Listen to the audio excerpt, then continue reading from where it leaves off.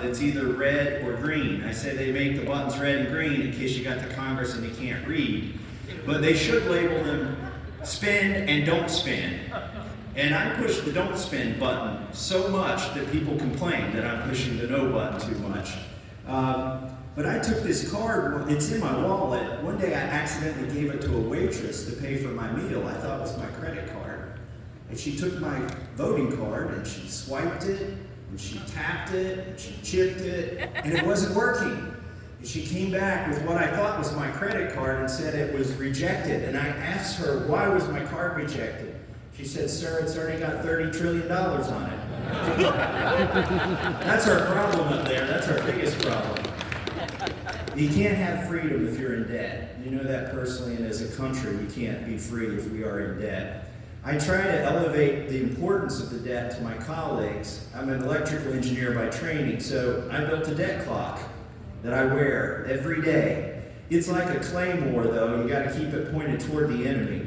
It will depress you. It's an anxiety inducer. That's what I designed it for. And it calibrates with Treasury once a day using Wi-Fi. Unfortunately, it's not working on the Democrats, because I get in the elevator with them. I love getting in the elevator with Adam Schiff and Nancy Pelosi, and I can't look away from my debt badge. And I thought it was working, but then one of them asked me, is that how many steps you've taken? I said, Superman couldn't take this many steps. Anyways, I had one female congresswoman stare at it so long I had to tell her my eyes were up here. She suggested I make a belt buckle out of it, and then I disengaged from that conversation. All right, enough of the funny stuff for a while. I'm here to thank Gun Owners of America and the members in it. You guys are doing a great job. It is so hard to keep track of what is going on in Washington, D.C. They don't give us time to read the bills. They don't give you time to read the bills. But as soon as that bill text comes out, even in draft form or proposed form, GOA is going through it and finding the bad stuff. Sometimes it's GOA who tells me where the bad stuff is before we can even get to it and find it ourselves. So they provide a very valuable service in Washington, D.C. As Aiden said, I started the Second Amendment caucus.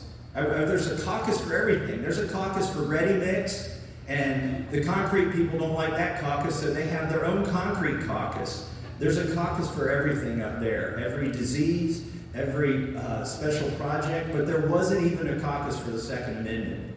And I recognize there was a deficiency in that. So I don't like to join caucuses. I've joked the only caucus I'll join is one I'm chairman of. So I formed it, made myself chairman, benevolent dictator of the Second Amendment caucus.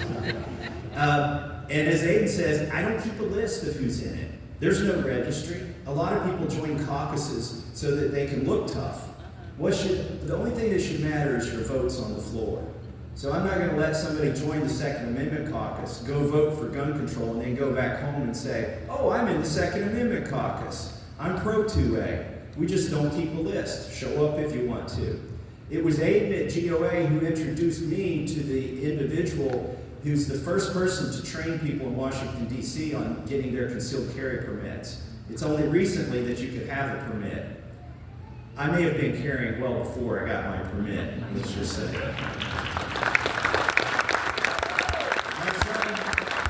One of my sons said, back in that period of time when you weren't allowed to carry, and I was carrying, he said, Dad, what's the punishment in Washington, D.C. if you get caught carrying a gun without a permit? I said, son, if you're a congressman from Kentucky and you get caught doing that, the punishment is perpetual re-election. But we've used this caucus to train at least 4 dozen members of Congress and get them their concealed carry permits. And instead of being a caucus that's a voting bloc, we invite experts in to talk, to inform congressmen on issues. We've had Dick Heller in there. We've had some of the shooters who saved people in these, what would have been carnage and mass shootings. We've had them come in and talk to members of Congress about why it's so important that every state allow you to carry a firearm. GOA attends every meeting of the Second Amendment caucus. I only allow our speakers and members of Congress, their spouses if they're visiting, and gun groups like GOA. And GOA hasn't missed a single meeting, and they are in there helping inform the colleagues as well. So hats off to them. By the way, carrying is a little bit hard in Washington, D.C. For a while, Nancy Pelosi had metal detectors when you go into the House of Representatives to try to keep you from carrying there. I was over at the Library of Congress, and I saw 2 antique chests stored at the Library of Congress. And I said, what are these chests for? And I opened one of them up, and there was an old bottle of liquor in it.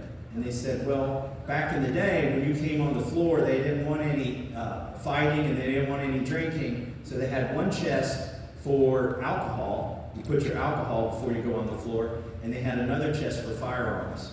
And I have argued that we need a gun locker so that we can go on the floor and, yeah, maybe you can take a cane on and fisticuffs, but and maybe some of us may be carrying on there anyway. But if Nancy Pelosi wants to keep us from bringing guns on the floor, then she needs to give us that gun locker back from the Library of Congress. Put that antique back to use. I'm about halfway through my speech, and now I've just gotten to the part about legislation. And I've got 4 pieces of legislation I want to talk to you about, ones that I've introduced that are important to me. And some of these we've actually got passed through the Judiciary Committee. I'm a member of the Judiciary Committee.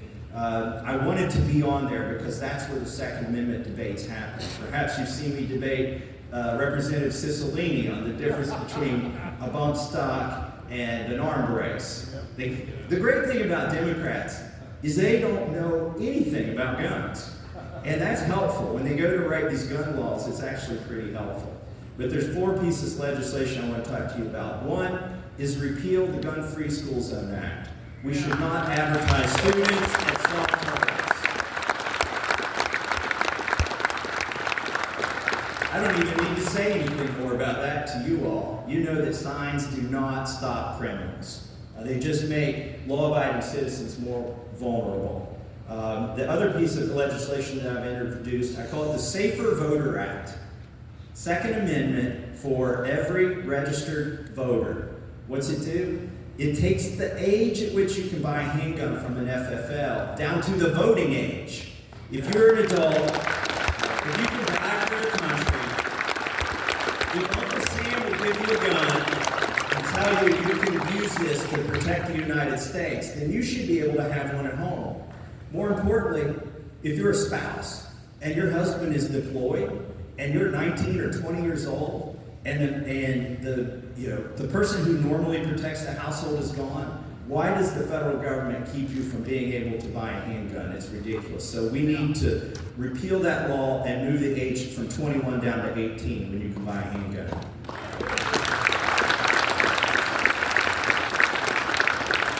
The NICS, I have some qualms with the NICS background check system. There are 112,000 denials in a year and only 12 convictions.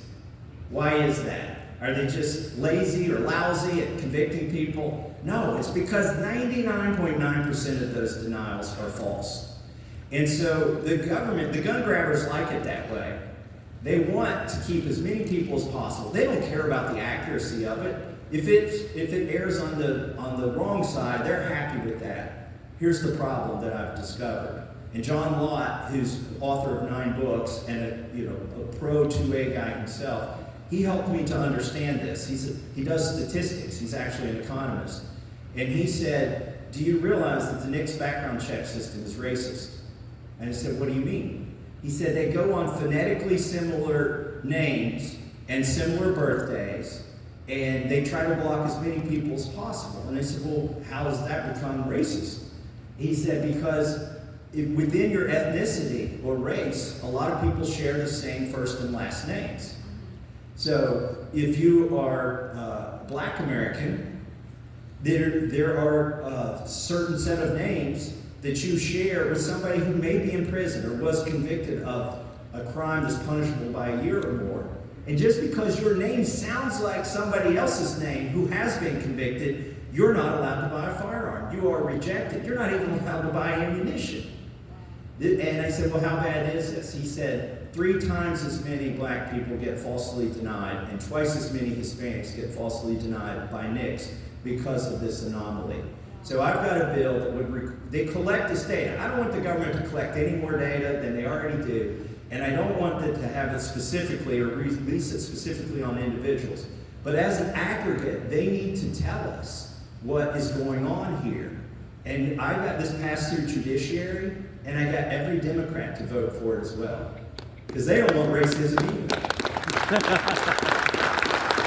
Mike Johnson needs to bring that bill to the floor. What will happen is when they publish the data, there'll be an outcry. And people say, make the NICS database more accurate. Quit having so many false denials. That's the goal of that piece of legislation.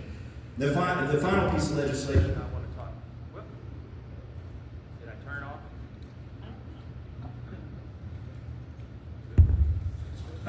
We're back on. Okay. The final piece of legislation, I swear I got 2 minutes on the clock. They didn't shut me off. Blame your time. I'm for reciprocity. I would love to have reciprocity. I just flew here from Philadelphia, okay? But I did a fundraiser in New York City, a fundraiser in New Jersey, and then one in Philadelphia, and I flew here last night. Guess what I don't have with me? I feel naked up here. I almost never don't have a gun under this jacket. But I don't have one now. I'm going to bet there's a few people out here to take care of me. But this is the only group I would come to without a gun. But the reason I don't have it is I've been so many places. I've traveled, interstate travel, and in so many places I would have gotten in trouble for carrying that gun. So I would love to have reciprocity. And this has been a great push to get it going. But guess what? Now we've got 29 states, at least 29 states, that each have some form of constitutional carry. I think it's time that the United States, every state in the Union, was constitutional carry.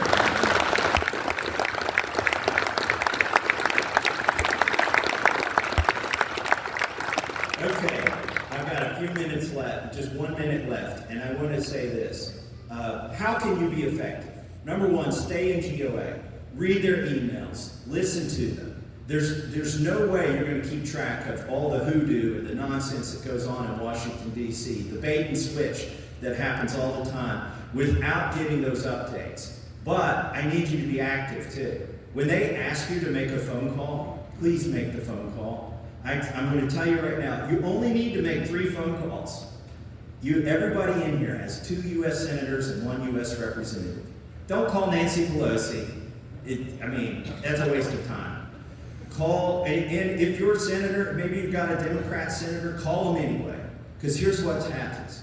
That phone rings in our office. Even if the member's not answering it, even if it's an intern, it is ringing and we can't hear it. And if there are a lot of ringings going on, members of Congress are like, what did I do wrong? What is going on here? And they start asking, why is the phone ringing so much?